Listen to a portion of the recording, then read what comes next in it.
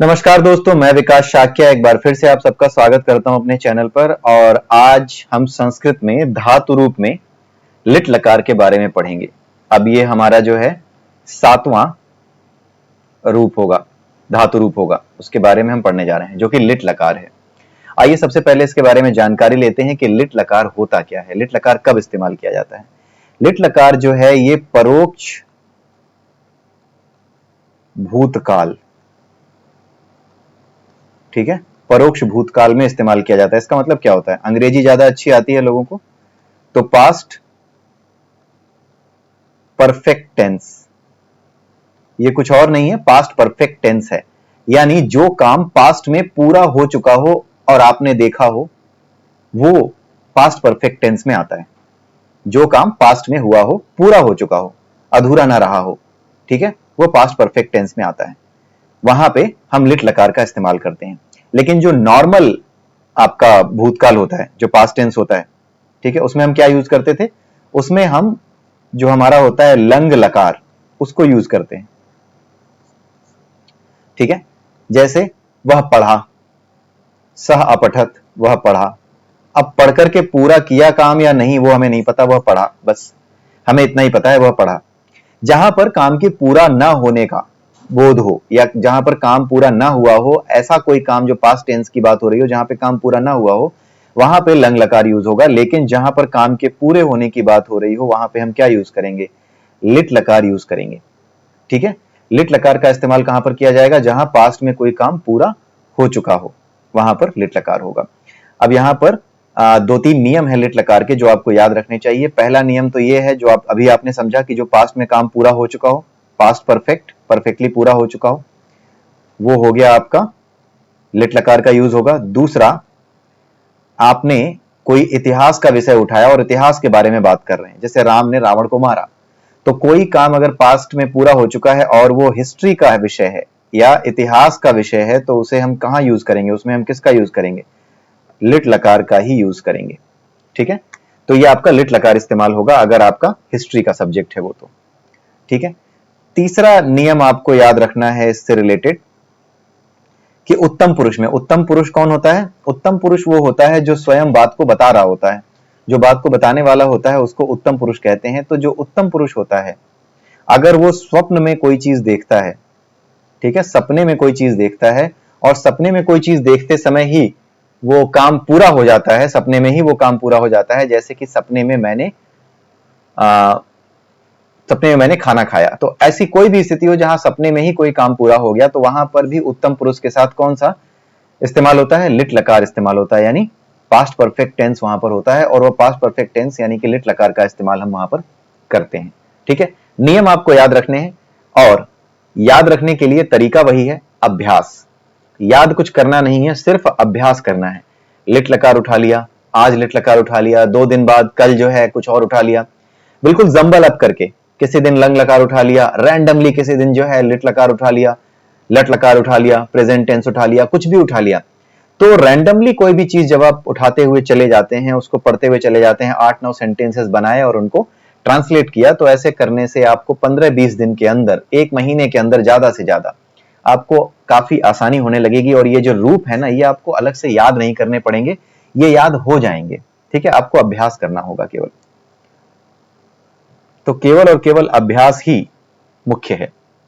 अब जैसे यहां पर लिख धातु की बात की जा रही है, मान लीजिए प्रथम पुरुष के एक वचन का हमें रूप इस्तेमाल करना है, तो पहले हम एक सेंटेंस बनाते हैं। प्रथम पुरुष के लिए एक वचन का रूप कैसे बनाएंगे? हम एक सेंटेंस बनाना चाहते हैं जो कि प्रथम पुरुष के एक वचन को यूज कर रहा हो।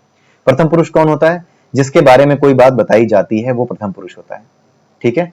वह पढ़ चुका था, वह लिख चुका था, मान लीजिए ये ले लेते हैं क्योंकि लिख का रूप हमने लिया है, तो वह लिख चुका था, ठीक है। जहां पर ये हो, वह लिख चुका था, तो ये क्या है? वो प्रथम पुरुष है। क्यों? क्योंकि इसके बारे में हम बता रहे हैं, जिसके बारे में बताया जाता है वह प्रथम पुरुष होता है। तो वह के लिए हम क्या इस्तेमाल करते हैं? सह, ठीक है। लिख चुका था, लिलेख। तो पास्ट में अगर कोई काम पूरा हो चुका था, वहां पर ये आप यूज कर लोगे। वह के बाद अब हम आते हैं, वो दोनों लिख चुके थे।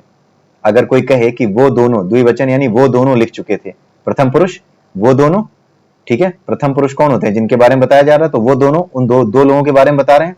तो द्विवचन का रूप जरा समझिए, वो दोनों लिख चुके थे। सह का तौ हो जाएगा, तौ लिलिखतुः,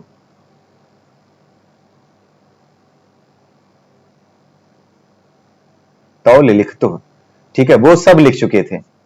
सह तौ ते, सबके लिए क्या इस्तेमाल होता है, ते, ते लिलिखुः, ठीक है, वो सब लिख चुके थे। तो वहां पर आप तौ लिलिखुः ऐसे इस्तेमाल करेंगे। ये प्रथम पुरुष का यूज हो गया। उसी तरीके से मध्यम पुरुष के लिए आप बनाइए। मध्यम पुरुष के लिए अगर हम बनाते हैं, मध्यम पुरुष कौन होता है, जिसको हम बात बता रहे होते हैं, जिससे बात कर रहे होते हैं, वो मध्यम पुरुष होता है। ठीक है, तो ऐसे कह सकते हो, तुम लिख चुके थे। ठीक है, तुम लिख चुके थे, तो क्या होता है तुम का, त्वम, त्वम लिलेखित।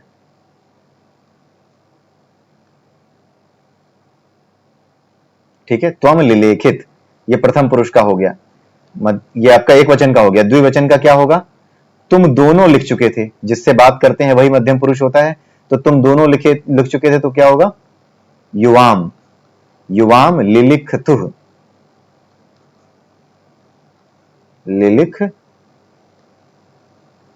ठीक है, और बहुवचन के लिए क्या होगा, यूयम, यूयम लिलिख। ठीक है, त्वम युवाम यूयम, जिससे हम बात करते हैं उसको तुम कह के संबोधित करते हैं। तुम दोनों, तुम सब, जिनसे बात की जाती है वही मध्यम पुरुष होते हैं। तो तुम सब बहुवचन में आ गए, तुम दोनों द्विवचन में आ गए, और तुम एक वचन में आ गया। उसी तरीके से अब आप उत्तम पुरुष बताइए। उत्तम पुरुष का क्या होगा, मैं लिख चुका था। ठीक है, अहम लिलेख, मैं लिख चुका था का क्या होगा, अहम लिलेख। ठीक है, लिख करके अब मैं नहीं बता रहा, सिंपल इसको समझ लेते हैं। मैं लिख चुका था, अहम लिलेख, हम दोनों लिख चुके थे, अहम के बाद क्या होता है, आवाम। ठीक है, या ऐसा आवाम, ये वाला आवाम लिलिखिव। ठीक है, हम सब लिख चुके थे, क्या होता है हम सब का, वयम, या वयम, ये वाला वयम लिलिखिम।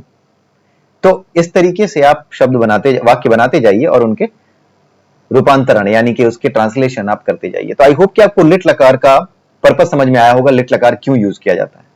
पास्ट परफेक्ट टेंस होता है लिट लकार, और कुछ नहीं है। यानी पास्ट में कोई काम अगर पूरा हो चुका है तो वहां पर लिट लकार यानी पास्ट परफेक्ट टेंस होता है, और वहां पर आप इसके रूप याद लिखोगे। ठीक है, और याद करने की कोई जरूरत नहीं है, याद करने से याद नहीं होगा। प्रैक्टिस कीजिए, रोज प्रैक्टिस कीजिए, किसी न किसी लकार को उठा करके प्रैक्टिस करते रहिए। कोई ना कोई शब्द रूप उठा लीजिए, उसके हिसाब से आप जो है प्रथमा द्वितीय तृतीय विभक्ति, जैसी विभक्ति का रूप आपको बनाना हो उसका एक सेंटेंस बनाइए और ट्रांसलेट कर डालिए। आपको प्रैक्टिस करने के बाद ये चीजें अपने आप समझ में आ जाएंगी। तो आई होप कि आपको ये वीडियो समझ में आया होगा, और ये लिट लकार के बारे में जो बातें हमने पढ़ी हैं, जो समझी हैं आज, वो आपको अच्छी लगी होंगी, समझ में आई होंगी। तो अगले वीडियो में, अगले हफ्ते अब 3 वीडियोस और मैं डालूंगा संस्कृत लैंग्वेज पे। कल से हम 3 वीडियोस डालेंगे अष्टावक्र गीता पे। तो आई होप कि आपको ये ठीक लगा होगा। अगर इसमें कुछ कमी लगी हो या आपको कुछ और समझना हो तो आप कमेंट सेक्शन में निश्चित रूप से बता सकते हैं। कोई मुश्किल नहीं है संस्कृत लैंग्वेज। आप अपने घर में बच्चों को, या जो भी अगर कोई एग्जाम दे रहा है, कोई कंपटीशन की तैयारी कर रहा है, वहां पर अगर उसको संस्कृत की जरूरत पड़ती है तो वहां पर इन चीजों को आप हमारी वीडियोस को आप शेयर कर सकते हैं। वहां पर वो लोग देख करके इनको समझ सकते हैं। Practice is the main thing. कोई जादू नहीं होगा, कहीं पर भी कोई जादू नहीं होता, बिना अभ्यास के कुछ नहीं होता। चाहे आप कितना भी आसान सब्जेक्ट पढ़ने की बात करें, चाहे आप कितना भी मुश्किल सब्जेक्ट की पढ़ने की बात करें, जब तक आप दोहराते नहीं, जब तक आप प्रैक्टिस नहीं करते, तब तक आपको कोई चीज समझ में नहीं आएगी, याद नहीं होगी। ठीक है, तो अभ्यास करने से याद हो जाता है, लेकिन याद करने से आपके दिमाग में चीजें सही रूप से बैठेंगी या नहीं बैठेंगी, इसका कोई गारंटी नहीं है। ठीक है, तो इसी के साथ आज का ये वीडियो मैं समाप्त करता हूं। अगले वीडियो में फिर मिलेंगे, तब तक के लिए नमस्कार।